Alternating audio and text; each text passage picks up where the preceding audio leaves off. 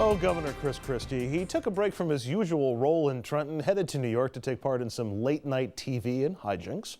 Christie had a few laughs with Jimmy Fallon and even talked about the race for the White House in 2016.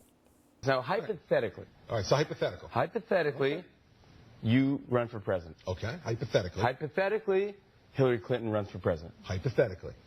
Hypothetically, do you think you could beat her? Hypothetically?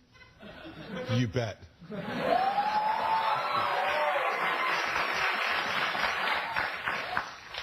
In a dance-off. That's what I was talking about. What were you talking about? There you go. All right. First of all, he later danced on the show. Apparently, I didn't see it, but you guys said he was pretty good. He was pretty good. He was pretty good. I challenge that notion. Okay. There it is. This is pretty good dancing.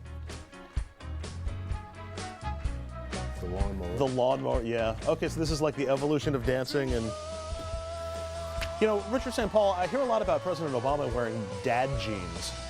Would these be dad khakis that Christie has on there? Well, I think Obama would have the urban pants, and these are the suburban pants. Let's South hope, side of Chicago. let's hope he never does the back it up again. Okay, Christie was talking about a potential matchup with Hillary Clinton in 2016. Right.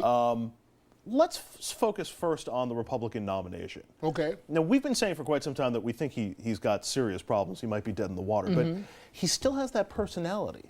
He's still, you know, if the ideological arguments aside that Republicans will only elect a conservative guy and give him the nomination, Christie still has that personality going. He could be a force in the Republican primary, couldn't he?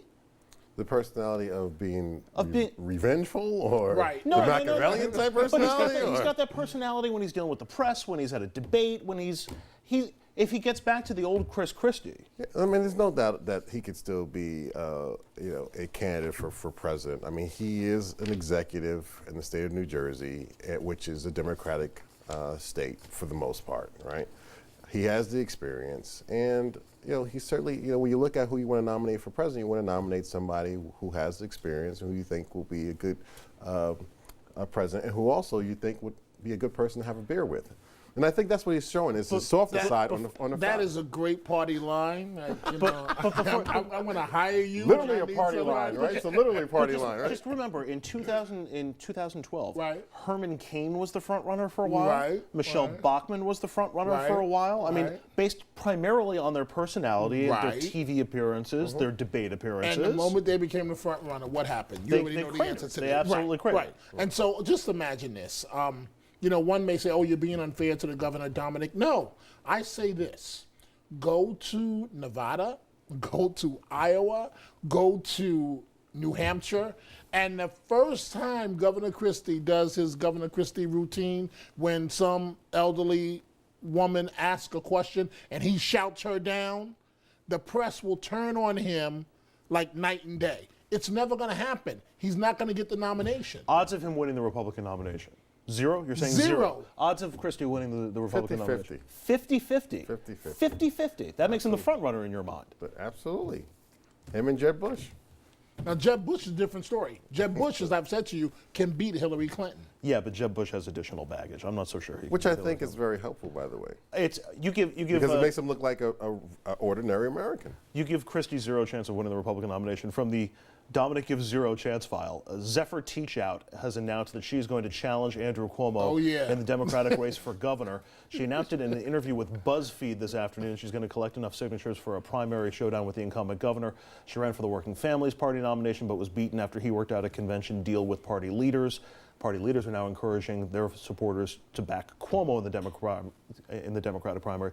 Teachout and her running mate, Columbia law professor Tim Wu, telling BuzzFeed they will, quote, position themselves as the anti-Cuomos, touting their progressive bona fides while highlighting Cuomo's right-leaning tendencies, such as cooperating with a Republican-led state Senate and supporting tax breaks for the rich. She also cited David Bratt's upset Tuesday win over Eric Cantor in Virginia as an example of how an underdog can beat an established figure who's much better funded. We got 1 minute left in this segment. Dominic, what percentage of the vote did she get in the Democrat primary? She's got less of a shot than Christie does. Did she get 5%? 5% of the vote? In the Democratic primary? Maybe. But Jimmy McMillan the rent is too damn high, has a much better chance of being elected governor than the professor does. I feel bad for her because she's caught up in her 15 minutes and she doesn't understand she's up against Andrew Cuomo. Make sure you get the last it's 35 great seconds. to have somebody out there attacking the governor, keeping him honest. I think, look, people are going to find a way where to go. If, You're going to donate to her campaign. I aren't would. you? Hey, good. Rob Astorado all the way. Oh, that's what it's. Could she potentially do some damage in terms of puncturing holes? She could keep Cuomo honest. If he says he's going to work with Democrats, she can be that voice saying, I thought you were going to work with Democrats. I thought you was going to end that independent conference. 10 seconds. 10 seconds. Let me ask you a question. Remember the debate? You were there in Long Island, the gubernatorial debate. What did Governor Cuomo? He wasn't governor at the time. What did he do with the madam on stage and Jimmy? What did he do during that debate? He basically just held back and didn't respond at all. Right? That's exactly what's going to happen now. We're going to wrap up RFL right after this. Stay with us.